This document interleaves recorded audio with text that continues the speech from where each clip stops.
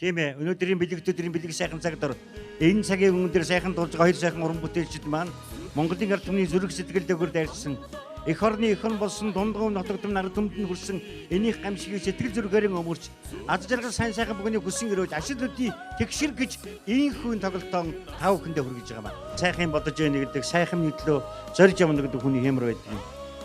Дээд тэнгэр дэргэд газар хэлгэн дээр хүн болсны ч хол заяа. Бид нар ч Монгол хүн болсон Монголынхон төлөө сэтгэл зүрхээ дариулж явах хэрэгтэй. ертөнцийн өмнө тангарсан амын тангар бол энэ нэг баярлж байгаа хоёр дүүтэй. Ихний хүнд тамсаж уйда энэ дүгийг зүрхшгүй харна хадгалах хэнсэг илэх насна